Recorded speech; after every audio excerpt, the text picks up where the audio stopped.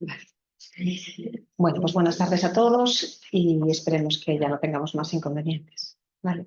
Bueno, en esta sesión de actualización en antidiabéticos vamos a intentar poner el foco en aquellas novedades que hemos visto en los últimos años y que realmente han cambiado la manera o han introducido algún cambio, ¿vale?, en cómo se toman decisiones a la hora de tratar a una persona con diabetes tipo 2, ya sea en un inicio o cuando necesitamos intensificar el tratamiento, ¿vale?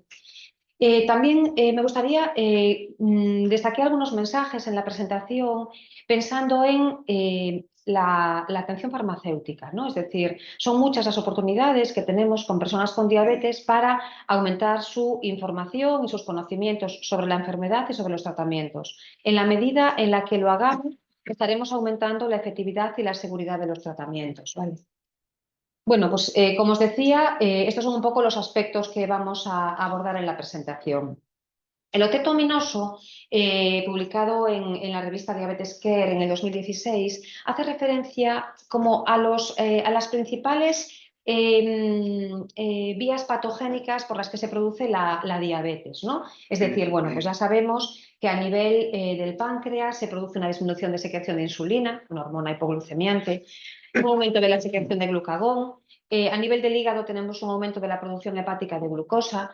También a nivel de músculo, a nivel de células de grasas e incluso a nivel del hígado tenemos un aumento al efecto, un aumento de resistencia, ¿no?, a la insulina periférica, que es lo que va a permitir que la glucosa entre en las células que la necesitan y no se quede almacenada en la sangre.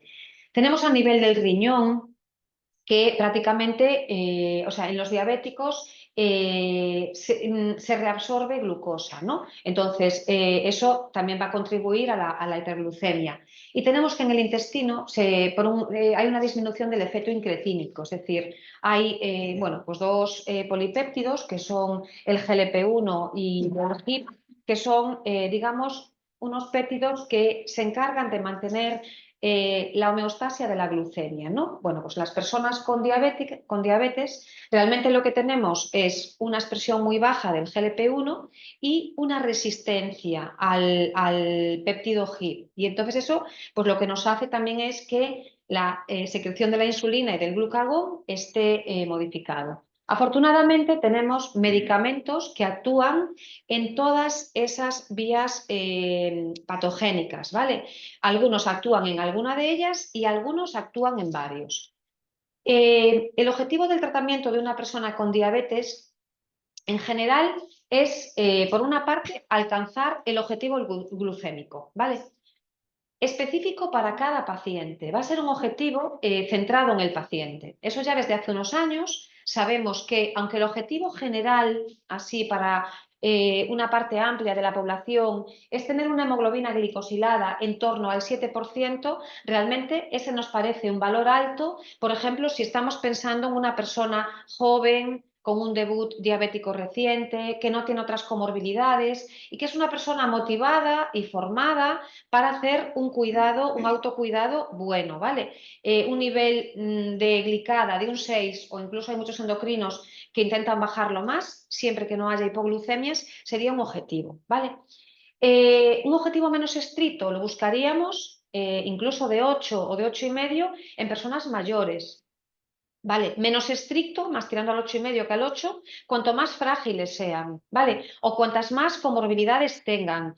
Estáis acostumbrados a ver, los que trabajáis en oficina de farmacia, que generalmente la diabetes no es una entidad clínica asociada, es decir, las personas, o sea, mucha gente que tiene diabetes tiene otros problemas de salud, ¿no? No suelen tener solo una diabetes, excepto que sean personas jóvenes. Entonces, digamos que en personas mayores, cuanto mayor sea el grado de fragilidad, cuanto mayor sea su comorbilidad, cuanto mayor sea la duración de su diabetes, digamos que nos plantearemos un objetivo menos estricto, ¿vale? En algunos casos el objetivo del tratamiento es eliminar síntomas. Ponemos por caso, imaginaos una situación de debut diabético donde diagnosticamos a un diabético que tiene una glicada pues, de 10 y realmente lo que nos llama la atención y por eso se le hace una analítica es una persona que tiene poliuria, polidipsia, fatiga, ¿vale? Eso sería lo que se llaman síntomas cardinales y se van a tratar con los fármacos. Esto es un objetivo que antes parecía secundario, ahora es un objetivo prioritario, ¿vale? En cualquier persona con diabetes debemos prevenir las complicaciones agudas, como puede ser una cetoacidosis, un coma hiperosmolar, una hipoglucemia, pero también debemos prevenir las complicaciones que ya son más bien de medio que de largo plazo, ¿vale? Todos sabemos esta imagen de las complicaciones de la diabetes. Por un lado tenemos complicaciones cardiovasculares y por otro lado las complicaciones macrocardiovasculares. En definitiva, pues van a ser la retinopatía, la nefropatía, la neuropatía y la enfermedad cardiovascular que afecta a las arterias cerebrales, a las arterias coronarias y a las arterias periféricas, ¿vale? Sabemos que las personas con diabetes tienen un riesgo mayor de padecer estos problemas, ¿vale? Son como complicaciones inherentes y además estas complicaciones tienen un pronóstico peor cuando se presentan en una persona con diabetes, ¿vale? Que cuando se presentan en una persona sin diabetes. Bueno, debemos tener en cuenta cosas que se vienen hablando a lo largo de estos años. Un concepto es el de memoria metabólica o efecto legado. ¿Y qué significa eso? Que cuando a una persona se le diagnostica de diabetes es especialmente importante que desde el primer momento esa persona tenga un buen control, porque existe como un recuerdo, ¿vale? Es decir, hay estudios que nos dicen que si obtenemos un control bueno de una manera precoz, tenemos menos daños micro y macrovasculares en los 10 años siguientes del diagnóstico de ese diabético. Es algo a tener en cuenta, ¿no? Sabemos que el riesgo cardiovascular, que es algo de lo que hablamos cuando hablamos de una persona con diabetes, es mayor cuanto mayor es el nivel de hemoglobina glicosilada. Y también sabemos desde hace unos años que no es suficiente en una persona con diabetes controlar la glucemia. Es decir, se abandonó ese enfoque glucocéntrico, ¿vale? Lo que importa prácticamente en la misma medida es el control multifactorial intensivo. Es decir, nos importa controlar la glucemia, pero también la presión arterial y también los lípidos, ¿vale? Y prácticamente en la misma medida también el peso, ¿vale? Sabemos que eso, es decir, se abandonó un poco el estar pendiente solo de la glucemia de la persona con diabetes en favor de controlar todos los factores de riesgo, ¿vale? Y sabemos que para el control de la diabetes y la aparición de complicaciones, el sistema sanitario actual cojea un poco en esta parte, ¿no? Que es que tenemos que hacer mucha educación terapéutica y modificaciones en estilo de vida. Tenemos que hablar del tratamiento no farmacológico también, la nutrición que también produce. Es decir, en la medida en la que abordemos estilos de vida saludable, también estaremos consiguiendo reducciones de hemoglobina glicosilada, reducciones de peso, reducciones de presión arterial y reducciones de lípidos. Y eso lo podemos hacer todos, ¿vale? Y también sabemos desde hace unos años que es importante utilizar medicamentos para reducir glucosa, ¿vale? Pero que además hayan demostrado que son beneficiosos para el corazón y los riñones. Y eso no son todos, ¿vale? Esos medicamentos no son todos. Bueno, yo os diré que empecé a trabajar en atención primaria en el año 2001 y en oficina de farmacia antes, en el año 1996. Ya pasó un poco. Y en aquel momento, cuando empecé a trabajar en atención primaria, como medicamentos antidiabéticos orales, solo teníamos la metformina, varias sulfonilureas y la carbosa. Y las insulinas no tenían nada que ver con las insulinas que tenemos hoy en día. No sé si alguno de vosotros recordáis aquellas insulinas 2080, la humulina ultralenta, las hipoglucemias, la seguridad era completamente diferente, ¿no? Entonces, afortunadamente tenemos un arsenal terapéutico amplio y tenemos la responsabilidad de utilizarlo de manera óptima. Bueno, en el año 2007 se publicó un metaanálisis, el metaanálisis de Nissen y Wolski, en el que se decía que, ahí ya estaba comercializada la rosiglitazona, se decía que la rosiglitazona, cuando se comparaba con otros hipoglucemiantes, producía un aumento de infartos y de muerte cardiovascular, ¿vale? Es algo a tener en cuenta, ¿no? Esto fue un informe, un metaanálisis muy polémico, con muchos intereses, bueno, que causó mucha polémica, ¿no? tuvo como consecuencia la suspensión de comercialización de la rosiglitazona en el año 2010. ¿Por qué? Porque se consideró que realmente la relación beneficio-riesgo era desfavorable. Era un fármaco que parecía bueno para el control de la diabetes, tenía unas reducciones de hemoglobina glicosilada en torno a 1,5 puntos, podía llegar a reducir la hemoglobina glicosilada en torno a un 1,5%, pero la gente se moría más. ¿Vale?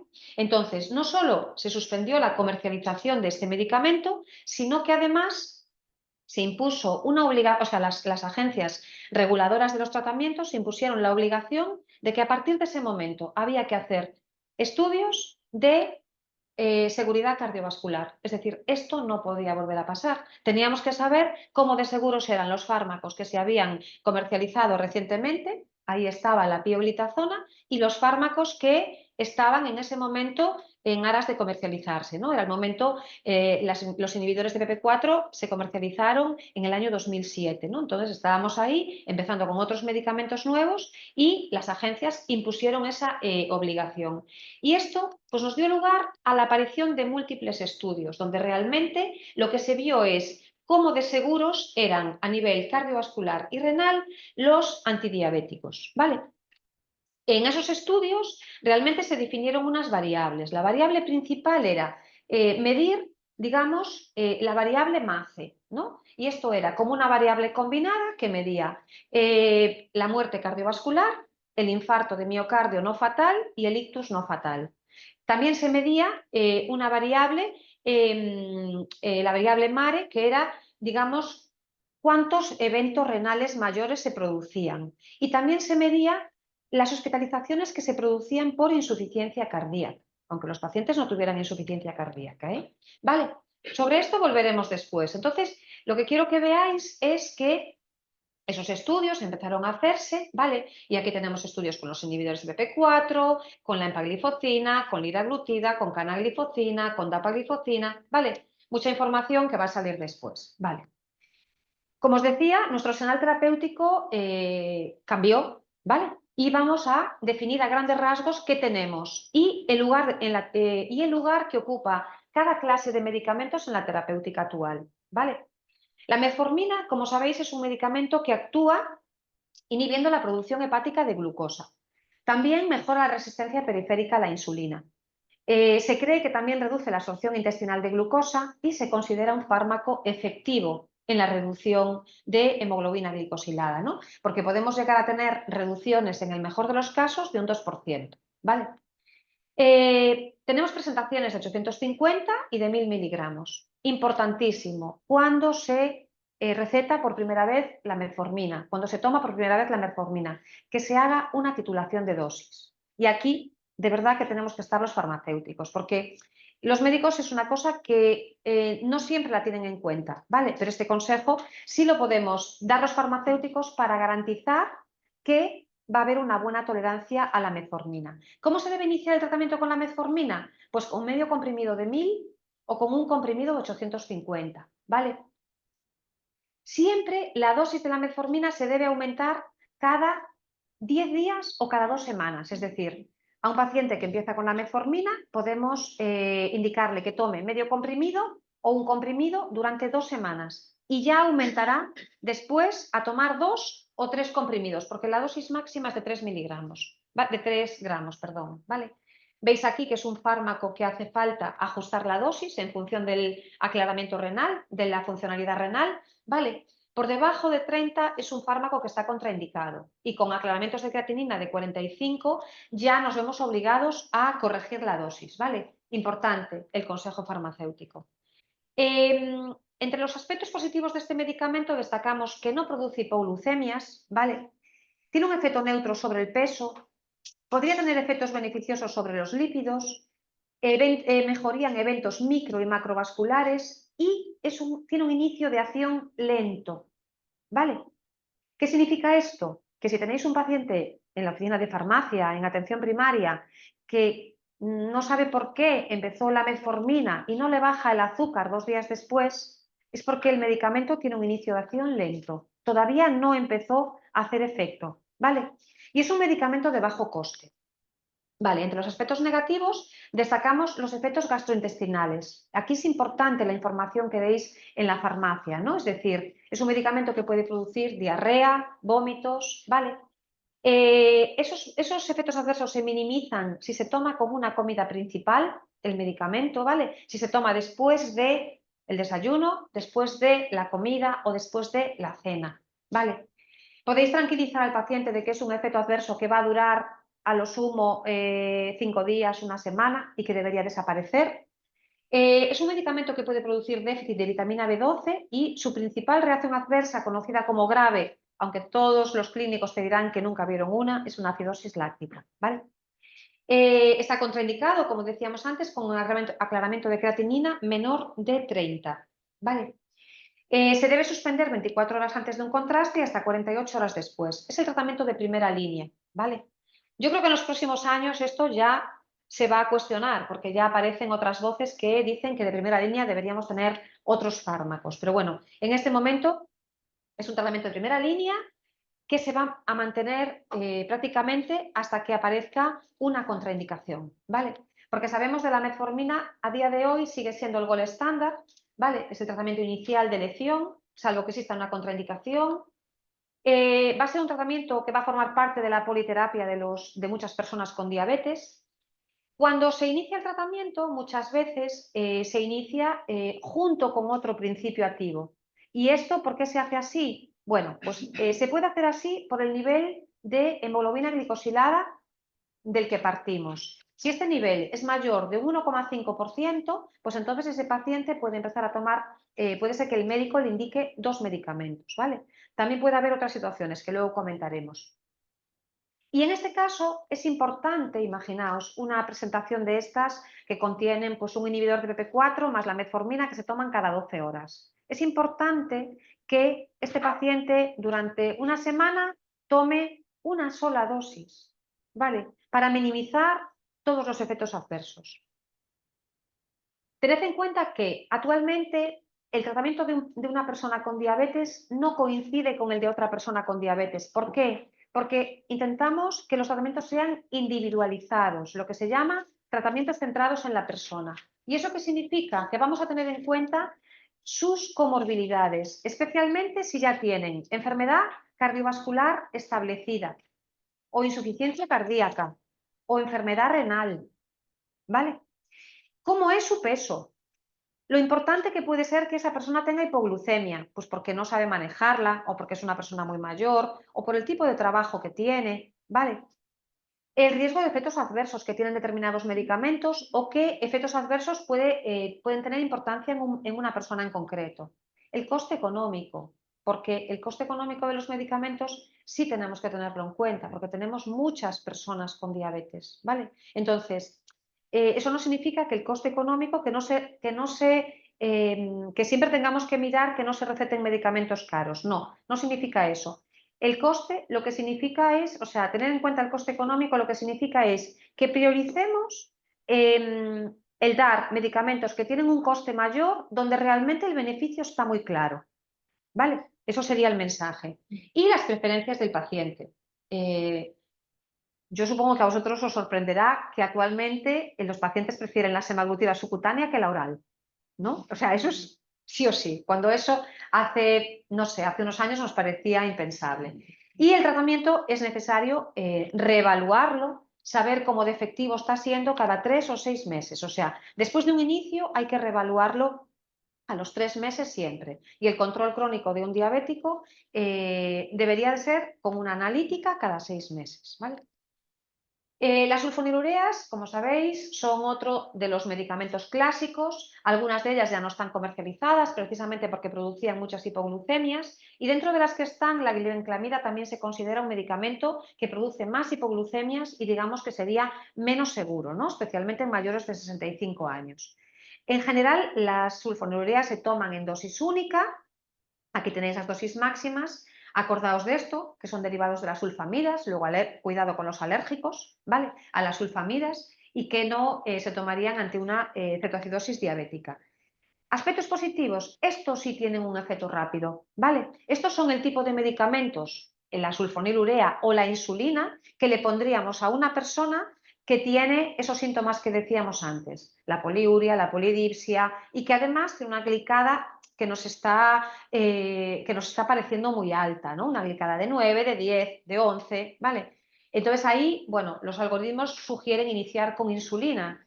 En el caso de que el paciente tenga, bueno, pues realmente negativa la insulina o de que realmente haya algún problema para utilizar la insulina, esto sería una opción, las sulfonilureas. Tenemos que tener en cuenta que son fármacos que pueden producir hipoglucemia y aumento de peso, ¿vale?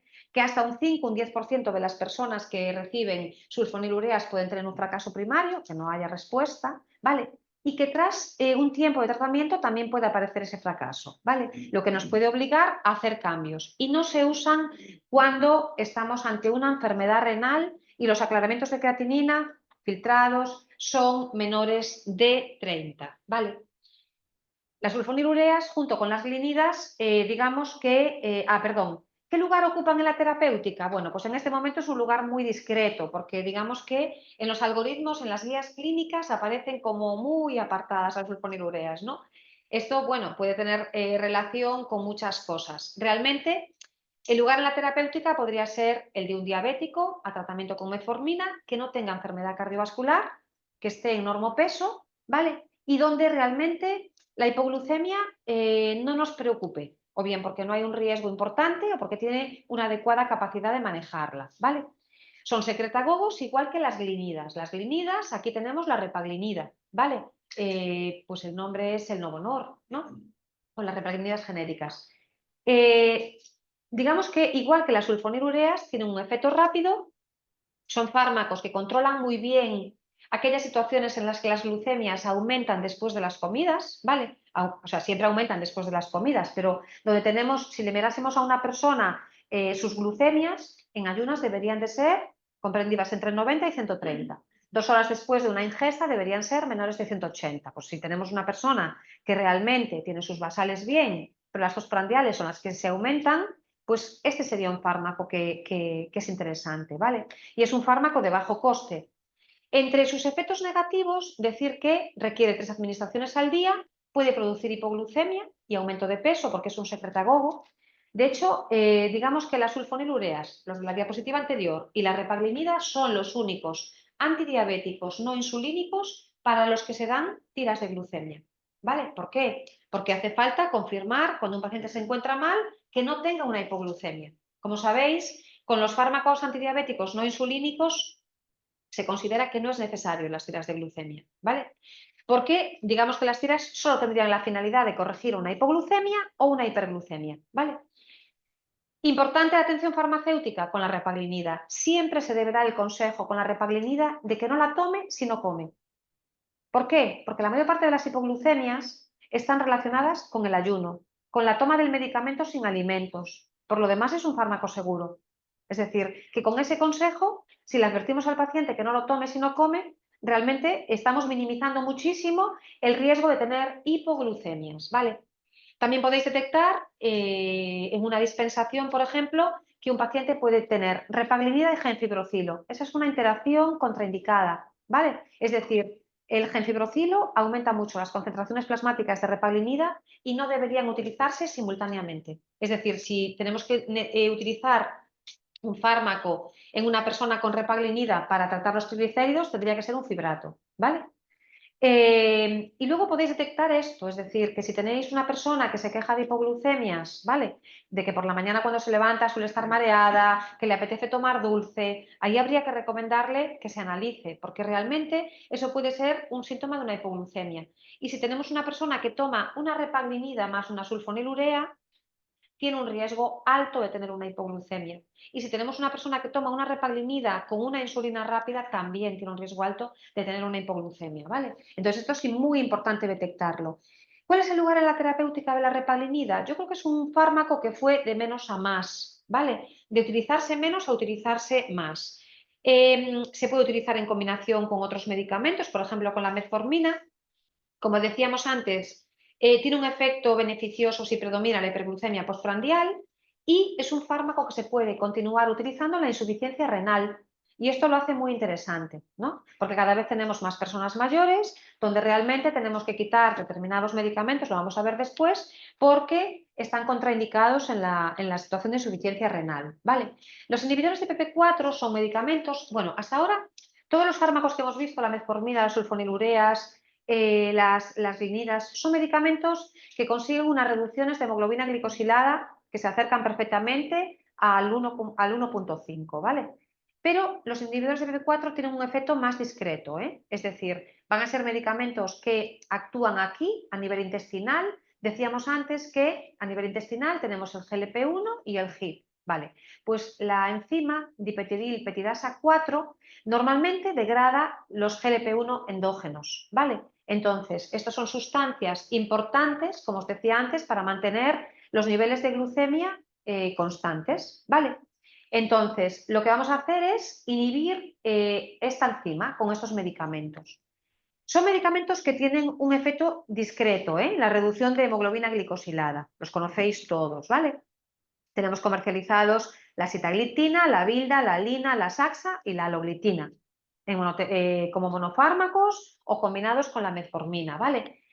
La linagliptina es un medicamento que no requiere ajuste si hubiera una insuficiencia renal. Y todos los demás se pueden, excepto la vildaglitina, se pueden seguir utilizando, lo que pasa que nos obliga a modificar las dosis, ¿vale? Esto está, si en algún momento tenéis duda, lo podéis mirar en la ficha técnica encima, ¿vale? En la Agencia Española del Medicamento o en el BOT. Bueno, los inhibidores de PP4 a mí me llamó la atención porque cuando se incorporaron tuvieron una incorporación muy brusca a, digamos, a los tratamientos de los pacientes, ¿no? Rápidamente, porque en ese momento contábamos con un arsenal terapéutico, pues justito, ¿no? Teníamos la metformina, las sulfonilureas, las glinidas, la pioglitazona con aquello que le acababa de pasar a la rosiglitazona, bueno, pues ya nos daba un poco de miedo y aparecieron las glinidas y nos parecían perfectas porque realmente son fármacos que no producen hipoglucemias, tienen un efecto neutro sobre el peso.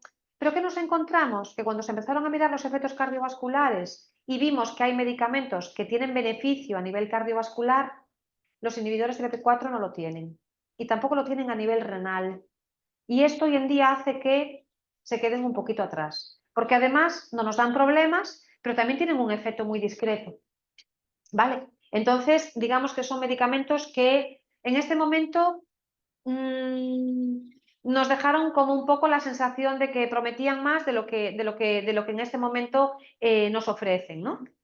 Decíamos que no han demostrado reducir o incrementar eventos cardiovasculares y tampoco efectos sobre la enfermedad renal, y la saxaglitina y la aloglitina han mostrado que además pueden producir ingresos por insuficiencia cardíaca, con lo cual tienen como una alerta de no utilizar en esos pacientes, en pacientes con insuficiencia cardíaca. Entre sus principales efectos adversos destacan las infecciones respiratorias, la pancreatitis y reacciones cutáneas, ¿vale?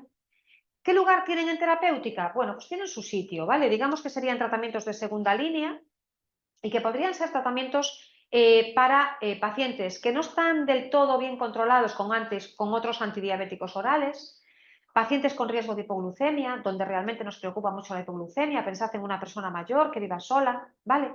A lo mejor nos conformamos con conseguir una reducción, pues imaginaos que si tenemos una hemoglobina glicosilada de 9 en una de sus analíticas y estamos ante una persona de 80 años donde buscamos un objetivo de 8, 8,5, nos preocupa que tenga hipoglucemias, no queremos que tenga hipoglucemias, pues puede ser una opción, ¿vale? Entonces, para determinados pacientes donde nos preocupan las hipoglucemias o donde tenemos una insuficiencia renal, también tenemos margen para utilizar estos medicamentos, ¿vale?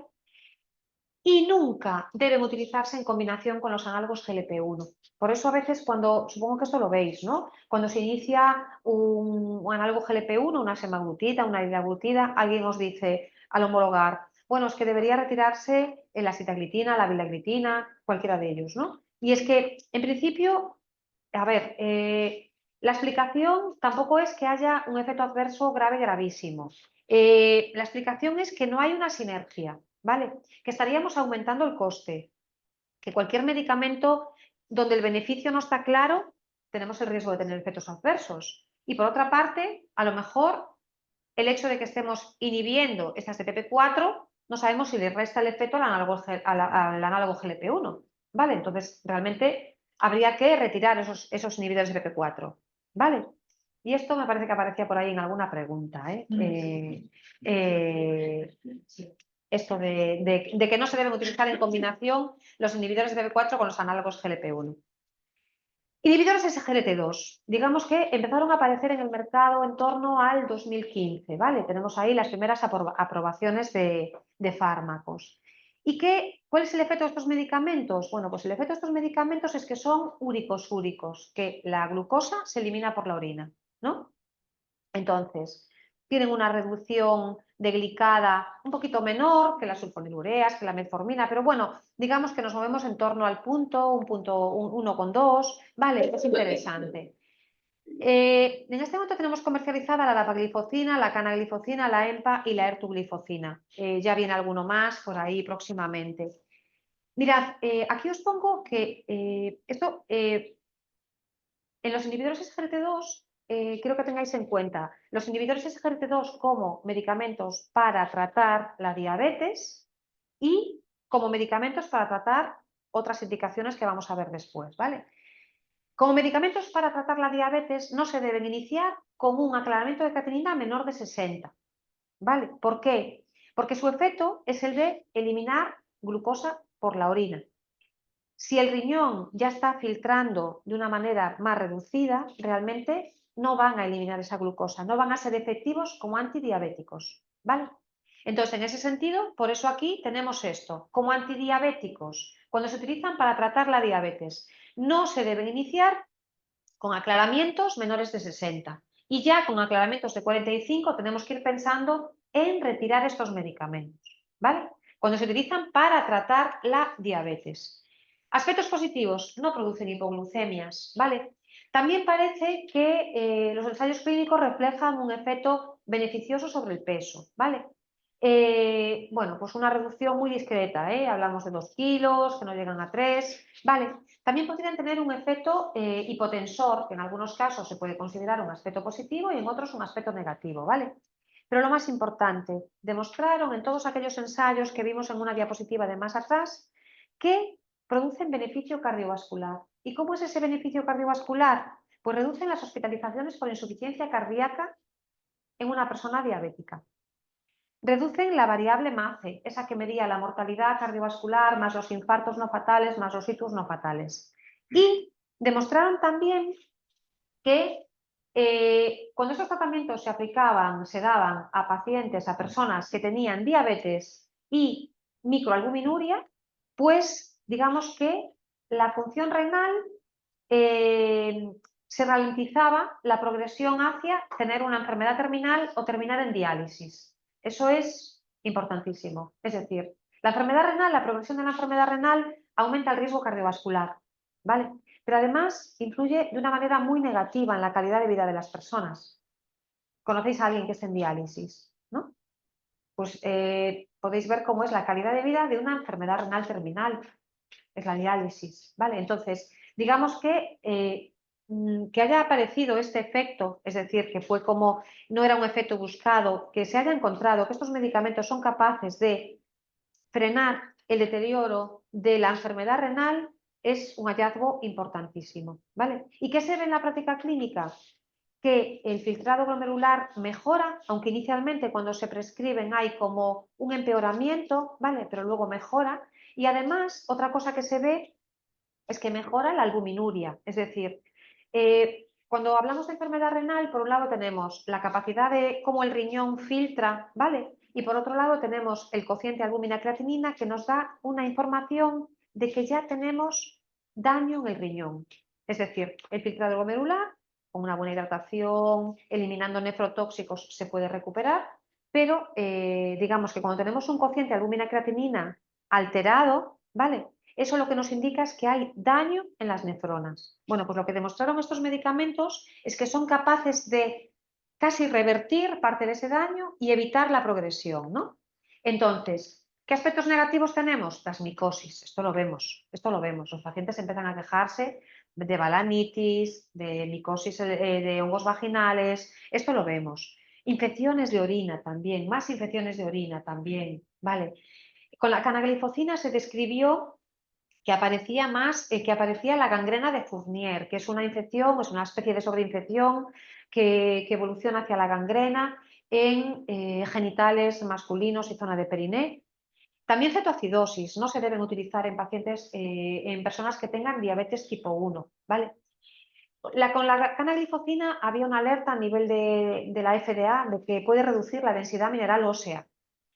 En algún momento se habló de que en pacientes que tuviesen arteriopatía periférica teníamos que vigilar que eso no progresase porque podía haber un riesgo de amputación de miembros. Bueno, yo creo que eso también quedó ahí un poco, que fue una alerta inicial y que eso quedó ahí un poco de una manera un poco anecdótica. Como os decía antes, son fármacos hipotensores para lo bueno y para lo malo, ¿vale?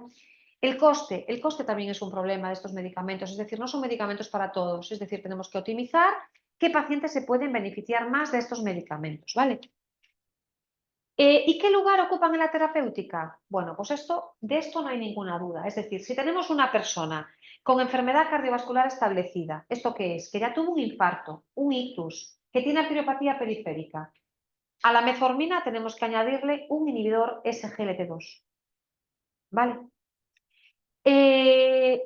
Si tenemos una persona que tiene insuficiencia cardíaca, tenemos que añadirle un SGLT2. O si tiene una enfermedad renal crónica, ¿vale? Ese es el lugar que ocupan estos fármacos en la terapéutica. Es decir, son fármacos con un efecto beneficioso probado.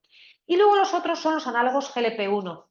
Bueno, como os decía antes, los análogos GLP-1 estimulan la liberación de insulina e inhiben la secreción de glucagón dependiente de la glucosa.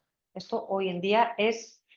Claro, ya lo vemos, ¿no? Las farmacias, los desabastecimientos y todo lo que está pasando.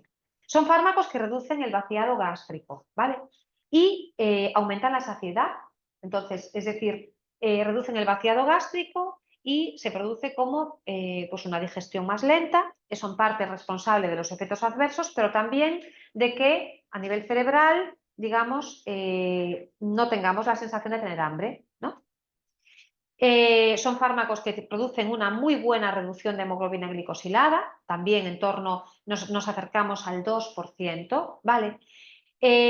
Antes diferenciábamos los de acción corta y los de acción larga, pero la esenatida, que era el Vieta, de acción corta, y la lisisenatida, que era el Lixumia, ya no están comercializados. Realmente los que tenemos comercializados son el de uso diario, liraglutida, la dulaglutida, de uso semanal, la semaglutida subcutánea de uso semanal y la semaglutida oral de uso diario, ¿no?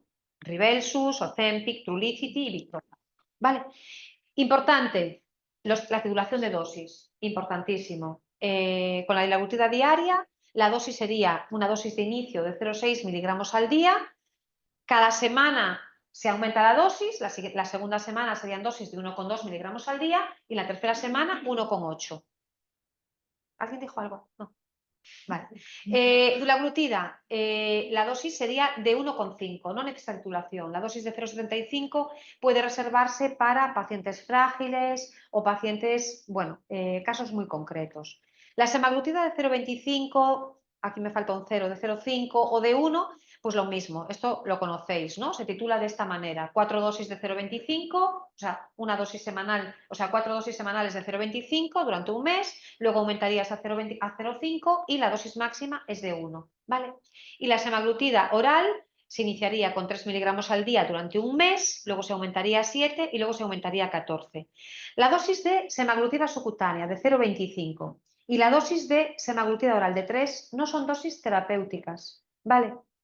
Por eso a veces cuando hay pacientes que no toleran la dosis de 0,5, lo que decimos es, pues no puede tomar ese medicamento. Como mucho lo que podemos es retrasar un poquito más la titulación de dosis, pero realmente es que esas dosis son dosis de titulación de dosis. Es que no son efectivas para controlar su glucemia, ¿vale? Ni su riesgo cardiovascular. ¿Qué sabemos de los análogos? Que reducen el peso, ¿no? Que no producen hipoglucemia. Liraglutida, semaglutida subcutánea y dulaglutide han mostrado reducción de eventos cardiovasculares en pacientes diabéticos de alto riesgo cardiovascular. Luego, ¿qué nos dice esto? ¿Qué ya nos dicen las guías? Que en personas que tengan un alto riesgo cardiovascular tienen que recibir un inhibidor SGLT2 o un análogo GLP-1. ¿Qué pasa? que a nivel de sistema sanitario tenemos una restricción en la financiación. Es decir, los análogos GLP-1 han demostrado en los ensayos clínicos que que son muy beneficiosos reduciendo eventos cardiovasculares en personas que tienen alto riesgo cardiovascular, pero si no pesan, si no tienen un índice de masa corporal superior a 30, nuestro sistema sanitario no se lo financia. Eso lo sabéis, ¿no? No necesitan ajuste de dosis en insuficiencia renal y se pueden utilizar en combinación con otros antidiabéticos no insulínicos, ¿vale? O con insulinas. Lo que no se pueden utilizar es con inhibidores de PP4 y se utilizan con insulinas, pero no se utilizarían en la situación de diabetes tipo 1, ¿vale? Aspectos negativos. Bueno, es recomendable separarlo una hora de medicamentos de los que esperamos un efecto rápido. Un analgésico, un antibiótico, un anticonceptivo. ¿Por qué? Porque decimos que tienen ese efecto de retrasar las digestiones, de retrasar el vaciado gástrico. En relación con eso pueden producir náuseas, vómitos, diarrea.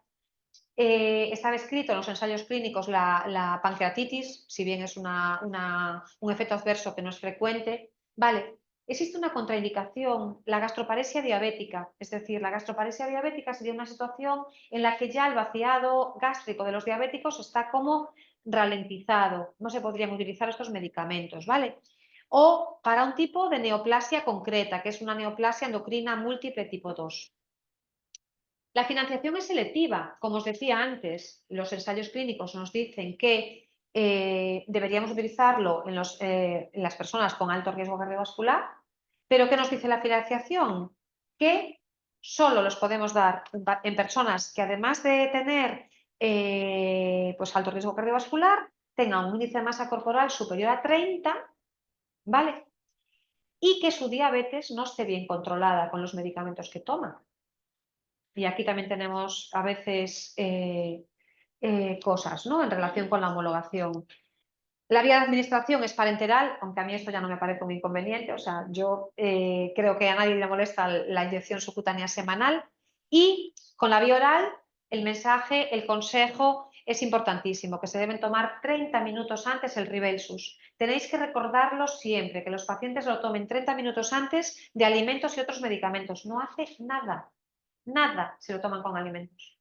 Nada. ¿Vale? Su farmacocinética se ve muy alterada.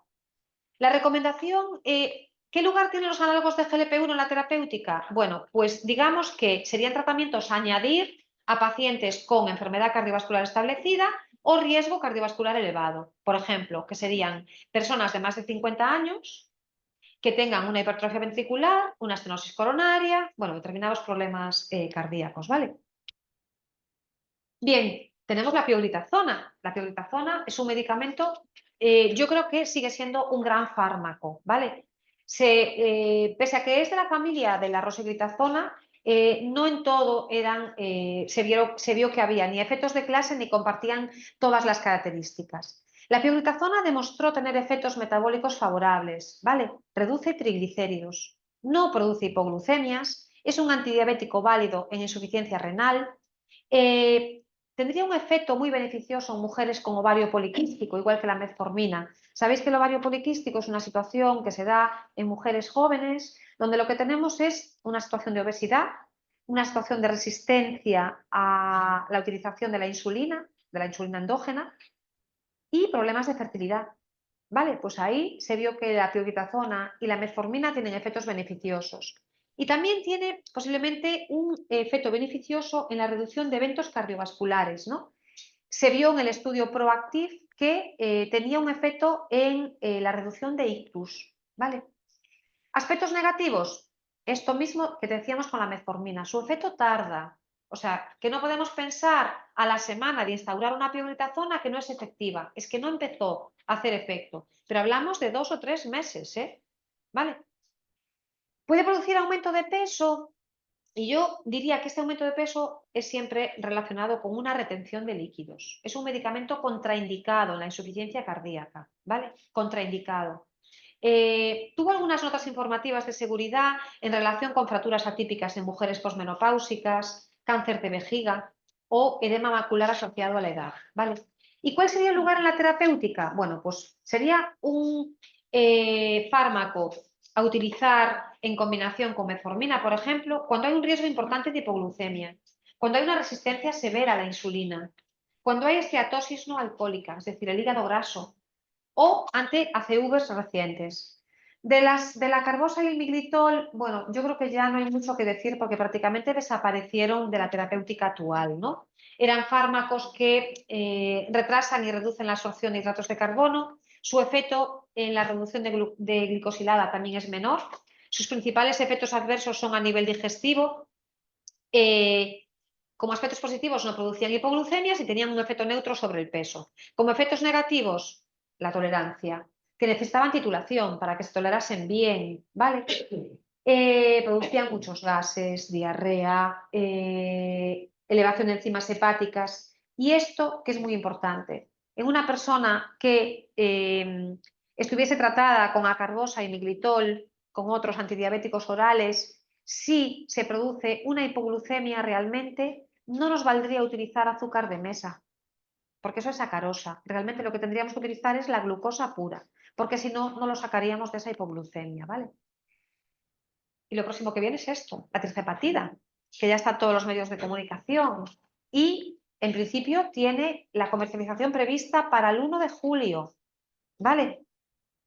Subcutáneo semanal, mecanismo dual, ¿vale? Decíamos que los análogos GLP-1 actúan por la vía del GLP-1 y aquí tenemos también que este va a actuar sobre los receptores del GIP, ¿vale? Va a tener esos efectos que tenemos con los análogos GLP-1, es decir, estimula la liberación de insulina dependiendo de la glucosa, reduce la secreción de glucagón, ralentiza el vaciado gástrico y provoca una disminución en la absorción de glucosa. Pero mirad los efectos de reducción de glicada. Ya nos acercamos al 2 y la reducción media de peso corporal ya nos acercamos al 20%. Tenía un paciente estos días en la consulta que me decía que en Estados Unidos hay desabastecimiento de la tirzepatida. No lo encuentra. ¿Vale? Aquí, por el momento, no va a pasar eso, porque sale comercializado en indicación de diabetes y de control de peso, desfinanciado, y no sabemos el precio. ¿Vale?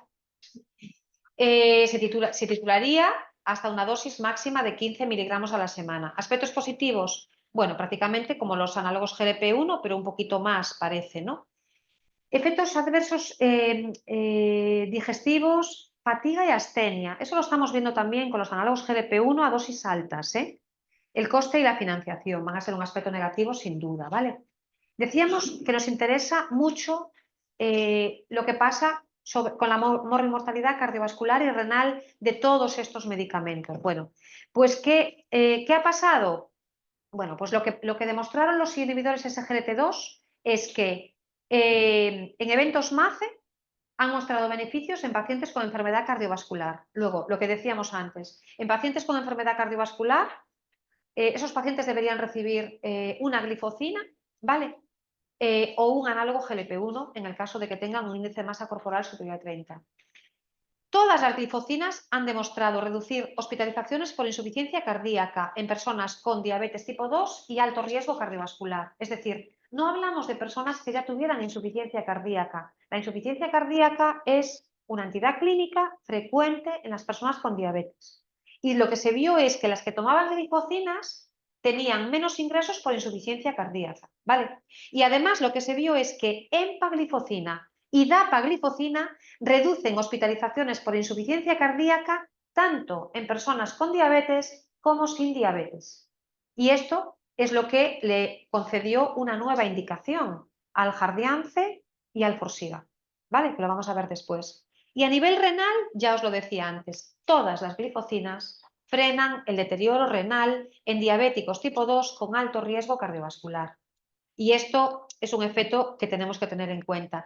Y además, esto es importante, este efecto no depende de la glucemia. Es decir, antes os decía que cuando utilizamos un inhibidor SGLT2 como antidiabético, no podemos utilizarlo si el filtrado glomerular es menor de 45. Pero cuando lo utilizamos en una persona sin diabetes, realmente los ensayos clínicos están hechos con filtrados de 25, bajísimos. ahí sí lo podemos utilizar. Es decir, lo que quiero que entendáis es que estos medicamentos, ante cualquier filtrado, son capaces de reducir el deterioro de la enfermedad renal, pero no funcionarían como antidiabéticos, ¿vale? Entonces, podéis tener un paciente al que el nefrólogo le pone una dapaglifosina o una empaglifosina para mejorar el riñón, pero lo que no debería hacerse, porque yo eso ya lo vi, es sustituir eso por un antidiabético si estamos ante una persona que tiene una enfermedad renal reducida, va a empeorar su diabetes, ¿vale? O sea, son objetivos diferentes, por eso os decía que cambió mucho la manera de tratar a las personas con diabetes.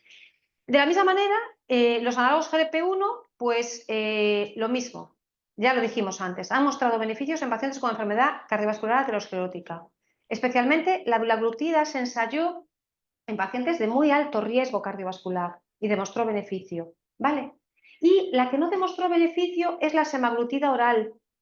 Por ahora no demostró beneficio en la reducción de eventos cardiovasculares, se le presupone, pero no lo demostró, ¿vale?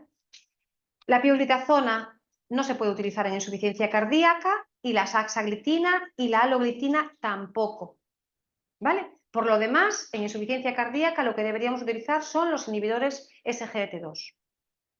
Esto es un poco complejo, es mucha información, pero vais a tener la presentación y la podéis utilizar, ¿vale? Y además os pongo documentos, es que además como empezamos tarde, ya veo que voy un poco atropellada, no sé la prisa que tenéis, yo no tengo prisa, pero no sé la prisa que tenéis. Los análogos GLP-1 también han demostrado que son capaces de reducir la progresión de la macroalbuminuria, ¿vale? No tanto el filtrado, no mejoran tanto el filtrado glomerular, pero sí reducen la progresión de daño renal. Interesante también. Este sería el resumen, ¿no?, de lo que hacen los inhibidores SGLT2 y los análogos GLP-1. Reducen la muerte cardiovascular total, los infartos no fatales, los ictus no fatales, la muerte cardiovascular.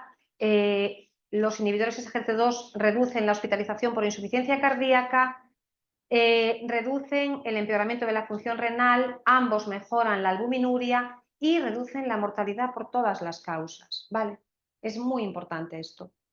Bueno, aquí tenéis un resumen de lo que serían todos los tratamientos y lo que hace cada uno de ellos en cuanto a la efectividad, ¿vale? La efectividad hipoglucemiante, si tienen un riesgo de hipoglucemias o no. Ya veis aquí que los que tienen riesgo de hipoglucemia son sulfonilureas y repaglinidas. Los que tienen efecto reductor de peso serían ISGLT2 y análogos GLP-1, sin embargo, los secretagogos aumentan peso, ¿vale? La insulina también aumenta peso. En eventos cardiovasculares, no lo voy a repetir porque ya lo dijimos, en eventos cardiovasculares, insuficiencia cardíaca, progresión de enfermedad renal, tenemos inhibidores SGLT2 y análogos GLP-1. El coste, pues ya tenemos aquí que precisamente estos son los medicamentos que en este momento tienen un alto impacto en el coste y sin embargo son los que tenemos que utilizar. Por eso os decía que el mensaje es: vamos a priorizar a aquellos pacientes que realmente tienen una indicación más clara, ¿no?, que serían los de riesgo cardiovascular alto y los pacientes con enfermedad renal crónica. Aquí tenéis un resumen también de los efectos adversos. Y bueno, decir que la toma de decisiones en este momento de iniciar un tratamiento u otro se hace teniendo en cuenta todas estas cosas. ¿Cuál es la glucemia actual? ¿Cuál es el objetivo que quiero alcanzar? ¿Cuáles son las comorbilidades de un paciente? Muy específicamente, muy expresamente, que lo vais a ver ahora, se mira si tiene enfermedad cardiovascular establecida, es decir, antecedentes de ictus, de infartos o de arteriopatía periférica, si tiene enfermedad renal crónica y si tiene insuficiencia cardíaca, ¿vale? Esas patologías se miran siempre. El peso. ¿Qué pasa? ¿Cómo es ese peso, no? Si está en normopeso, si tiene un índice de masa corporal muy elevado. El riesgo de hipoglucemias. Poblaciones especiales, ancianos, insuficiencia renal, niños, que ya lo estamos viendo, niños con diabetes tipo 2. Es la consecuencia directa de la obesidad. Y tenemos un porcentaje alto de obesidad en niños, ¿vale? Las interacciones, preferencias del paciente y el coste. Esto es lo que se mira actualmente para iniciar un tratamiento en una consulta. ¿Y qué nos dicen las guías? Pues lo que estuvimos hablando hasta ahora. Cuando queremos iniciar un tratamiento, vamos a preguntarnos: ¿tiene un riesgo cardiovascular alto o no? Y esa pregunta significaría: tuvo ictus e infartos o tiene neuropatía, o es una persona que tenga, bueno, determinadas, o sea, que tenga más de un factor de riesgo cardiovascular y más de 40 años. Si estamos en ese caso, tenemos que irnos a este lado del algoritmo. El algoritmo nos lleva a utilizar un inhibidor SGLT2, ¿vale? O un análogo GLP-1 si tuviera un índice de masa corporal superior a 30. Son los medicamentos que han mostrado beneficio, ¿vale? Si no tenemos un riesgo cardiovascular alto, realmente no tendríamos por qué utilizar estos medicamentos. Podríamos irnos a una metformina combinada con otras cosas, ¿vale? Inhibidores de BP4, pioglitazona, sulfonilurea, ¿vale?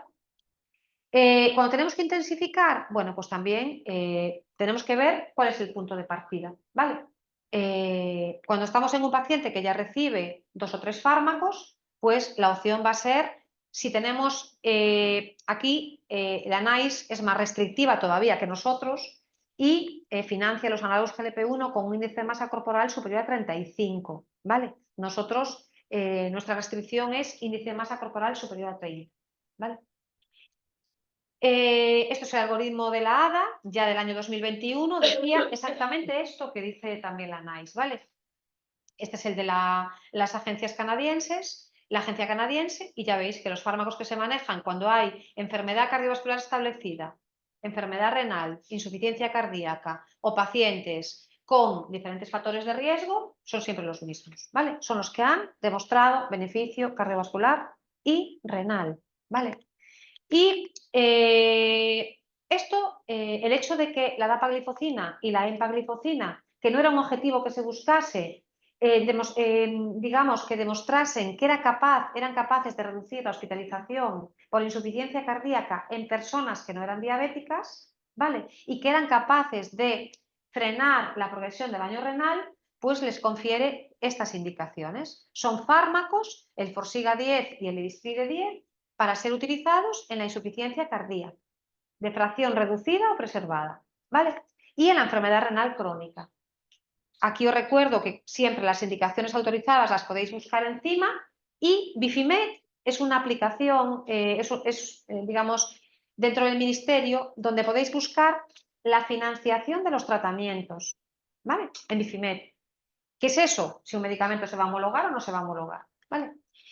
Bueno, aquí vemos que realmente esto se ha incorporado a las guías, es decir, ¿qué dice aquí en esta guía de insuficiencia cardíaca de la Sociedad Europea de Cardiología del año 2021? Que para pacientes con insuficiencia cardíaca de fracción de eyección reducida se recomienda la dapaglifosina o la EMPA para reducir el riesgo de hospitalización por insuficiencia cardíaca y muerte. Nivel de evidencia 1A, ¿vale? Entonces, aquí me parece que esto es importante, es decir, si tenéis un paciente en la farmacia que en sus tratamientos activos tiene bisoprolol, ramipril, espironolactona, atorvastatina, dapaglifosina, ¿podríamos afirmar que es una persona con diabetes? No, porque la dapaglifosina tiene otras indicaciones, ¿vale? Y además, este paciente, pues el esquema de tratamiento se asemeja más al esquema de tratamiento reflejado en las guías de insuficiencia cardíaca, ¿no? Un betabloqueante, un IECA y una espironolactona, que es un fármaco muy específico de la insuficiencia cardíaca. Sin embargo, si aquí tenemos una empaglifosina en un paciente que también lleva metformina y sitaglitina, ahí sí diremos que es un paciente diabético. Puede ser un diabético que además tenga insuficiencia cardíaca o ya haya tenido eventos cardiovasculares, que tenga una enfermedad renal, pero aquí el fármaco se puede estar utilizando por la diabetes y por otras indicaciones, ¿vale? Pero esto es importante, ¿no? Es decir, que cuando estemos ante una dapaglifosina, ante una empaglifosina, sepamos que no necesariamente es una persona con diabetes, ¿vale? Bueno, aquí os ponía otras indicaciones me fastidia lo tarde que es, otras indicaciones de los antidiabéticos no insulínicos, el control del peso, ¿no? Que ya lo conocemos. Saxenda, sabéis que es un fármaco indicado para control de peso. En adultos y en niños mayores de 12 años, ¿vale? En niños mayores de 12 años. En la diabetes, la dosis máxima de liraglutida es 1,8. En el control de peso podemos llegar, la dosis de mantenimiento serían 3 miligramos al día, ¿vale? Semaglutida, pasa un poco lo mismo. Ya se comercializó la semaglutida desfinanciada para el control de peso. Supongo que ya lo visteis, se llama Wegovy, ¿vale? Requiere receta médica, no es financiado y Está indicado en adultos y adolescentes mayores de 12 años, ¿vale? Esto ya lo estamos viendo. Esto ya lo estamos viendo. En la ficha técnica podéis ver, bueno, cómo es la tabla del índice de masa corporal para los niños, ¿vale? El Ozempic y el Rybelsus, aunque ahora se están utilizando para el control del peso, realmente son fármacos con indicación autorizada en la diabetes, no en control de peso, ¿vale? Poblaciones especiales, esto ya lo dijimos. ¿Qué fármacos podemos utilizar en un paciente con insuficiencia renal? Insulina, linaglitina, repaglinida, pioglitazona, acarbosa, miglitol. Los inhibidores SGLT2 no serían efectivos en un paciente, los podemos utilizar, pero no como antidiabéticos, sino como fármacos que hacen una protección del riñón, ¿vale? En niños podríamos utilizar, en niños diabéticos, en niños con diabetes tipo 2, mayores de 10 años, podríamos utilizar metformina, dapagliflozina, EMPA y liraglutida, ¿vale? No hay más. Otros medicamentos no tienen evidencia suficiente ni experiencia para utilizarse. Bueno, aquí tenéis el resumen del tal. Y muy rápidamente contaros dos cosas de las insulinas. Las insulinas es el fármaco más efectivo en la reducción de la glicada, ¿vale? Bueno, hasta ahora, ya cuando venga la tercera hepatita veremos, porque ya hay estudios comparativos donde no, donde parece que es más efectiva la tirzepatida, ¿eh? La insulinización tenemos que pensar que puede ser temporal o definitiva, ¿vale? Puede ser una insulinización temporal cuando se pone ese tratamiento a gente que tiene una glicada muy alta y está muy sintomática, pero eso no quita que a lo mejor esa glucemia se baja y ese paciente se controle bien con antidiabéticos no insulínicos, ¿vale? Puede ser temporal en un embarazo, por ejemplo, en una hospitalización, no se utilizan fármacos no insulínicos en los hospitales. En las cirugías, en tratamientos con corticoides, puedes necesitar insulina de manera temporal. Y crónica, pues sería ya cuando tenemos un mal control con antidiabéticos no insulínicos, el siguiente paso sería la insulina. Como sabemos, es un medicamento de alto riesgo. La buena información, la buena educación del paciente en las insulinas mejora su efectividad y su seguridad. Tenemos diferentes tipos de insulinas. Tenemos la insulina regular, que es la insulina rápida, ¿vale? Que se debe tomar 15 minutos antes de empezar a comer. Es una insulina que tarda 15 o 30 minutos en hacer efecto y su efecto se mantiene, es esta de aquí, 6 horas o incluso menos. Pero luego tenemos los análogos de insulina rápida, que veis aquí las marcas, que serían Humalog, Novorapid, Fiasp, Apidra. Estas deben tomarse en el instante de sentarse a comer o justo después. ¿Por qué? Porque si esta persona, fijaos el inicio de acción, es inmediato. En las características de farmacocinéticas pone 3 minutos. Puede tardar en empezar a hacer efecto, puede empezar a hacer efecto a los 3 minutos. Si tarda mucho más en empezar a comer, podría tener una hipoglucemia, ¿vale? Importante. Es decir, estas insulinas rápidas se podrían tomar en el instante de empezar a comer o justo después. La regular, la insulina Atrapid, se tomaría 15 minutos antes de empezar a comer, porque sí que tarda más efecto, más tiempo en empezar a hacer efecto. Estas serían las insulinas basales, ¿vale? Veis que las más nuevas tienen como un perfil más aplanado, más de durar más 24 horas y no hacen tanto pico, ¿vale? Estas son las insulinas que tenemos comercializadas, ya hablamos de las rápidas, las basales, que en general duran 24 horas, y de Gludec dura más. Y estas serían las mezclas, ¿no? Vale. Y próximamente, ya tiene la autorización del Comité de Medicamentos de Uso Humano, se comercializará una insulina de administración semanal, ¿vale? La indicación es para adultos y niños. Perdón, no, para adultos con diabetes tipo 2 y tipo 1, ¿vale? No niños, perdón. Bueno, deciros que ¿cómo se comienza un tratamiento con insulina? Bueno, pues imaginaos un paciente mal controlado con antidiabéticos no insulínicos. Se le pondría una insulina basal. Se puede empezar cada día, se puede empezar el primer día con 10 unidades o poniendo 0,2 unidades por cada kilo de peso. Imaginaos, paciente que pesa 80 kilos, pues se le pondrían 16 unidades, ¿vale? O 10 o 0,2 unidades por cada kilo de peso. Cada día a ese paciente se le miraría la glucemia basal, ¿vale? La glucemia en ayunas. Si tiene 3 días consecutivos más de 130, al cuarto día se le pondrían 2 unidades más. así hasta que durante 3 días, las de los 3 días no sean mayores de 130.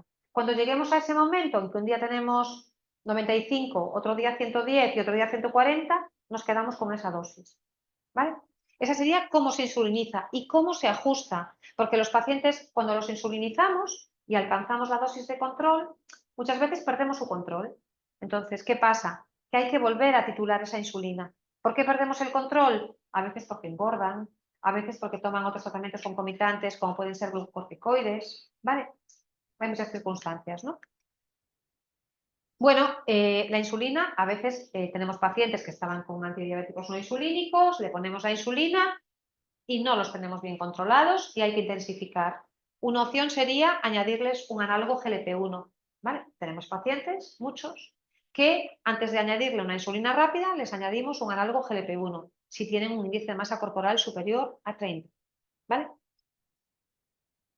Si así no se controlan, existiría la opción de las mezclas. Prácticamente esto no se suelen utilizar como opción de intensificación de la insulina. Las mezclas son estas insulinas, pues la Mistar 30-70, la Novorapid 25-75, la 50-50, ¿vale? Sabéis que la primera numeración corresponde a insulina rápida y la segunda a insulina basal.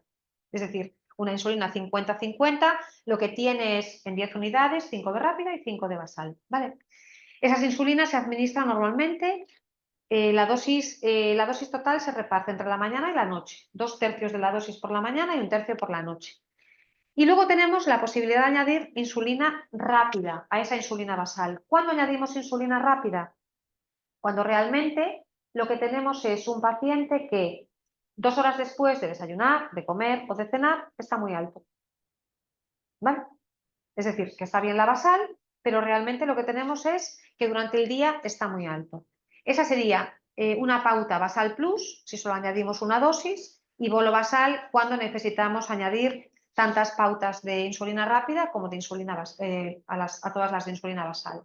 Entonces, estas serían las pautas que podemos tener con insulina. Insulina basal más fármacos no insulínicos, una insulina basal más una dosis de insulina rápida más otro tipo de fármacos, insulina basal más 3 dosis de insulina rápida más otros fármacos. Y aquí, o sea, siempre que utilicemos insulina rápida, no utilizaríamos secretagogos.